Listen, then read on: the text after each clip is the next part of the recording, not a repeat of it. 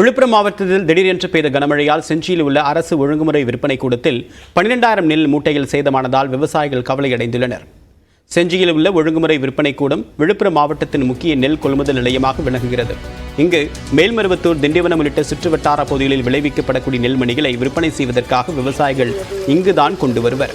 இந்நிலையில் இன்று காலை செஞ்சி சுற்றுவட்டார பகுதிகளில் பலத்த காற்றுடன் கூடிய கனமழை பெய்தது. இதனால் செஞ்சி அரசு ஒழுங்குமுறை விற்பனை கூடத்திற்கு விற்பனைக்காக விவசாயிகள் கொண்டு வந்த சுமார் 6,000 நெல் மூட்டைகள் மழையில் நனைந்தன.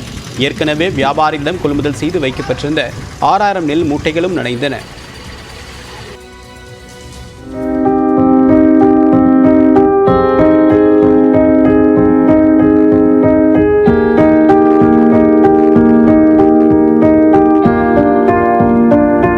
ஒழுங்குமுறை விற்பனை கூட நிர்வாகம் உரிய முன்னெச்சரிக்கை நடவடிக்கை எடுக்கவில்லை என்றும் மொத்த வியாபாரிகள் கொண்டு வரக்கூடிய நெல்லை மட்டும் பாதுகாப்பதாகவும் விவசாயிகள் குற்றம் சாட்டியுள்ளனர்.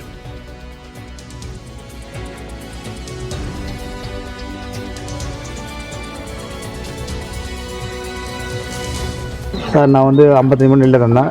கார் நெல் எதிர்பார்க்க வந்தான். தமிழ்லேருந்து பார்த்தா போதும் அளவுக்கு மழை வரும்போது தரவே தரல. மொத்தம் பார்க்க போனால் குடோனில் பூரா வேலைலாம் இருக்குது. மொத்தமே விவசாயம் மொத்த நெல்லில் நனையுது மழையில். ஆனால் டோட்டல் பார்த்தா மொத்த நெல்லில் வேலைலாம் தான் உள்ளுக்குது. ஒரு மாதிரி எடுக்க மாட்டாங்க. அதுக்கு அவங்க எடுத்துருந்தாங்க நான்லாம் உள்ள அடிக்கிருப்போம். நஞ்சு போச்சுப்போம்.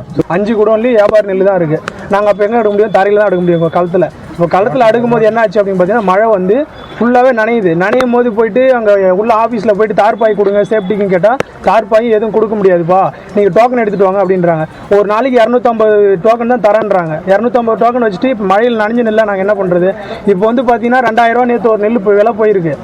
இப்போ இன்றைக்கி அந்த நெல் பார்த்தீங்கன்னா மழையில் நனைஞ்சதுக்கப்புறம் 1,200 ரூபாய்க்கு எடுப்பாங்க. 40,000 ரூபா நஷ்டம்.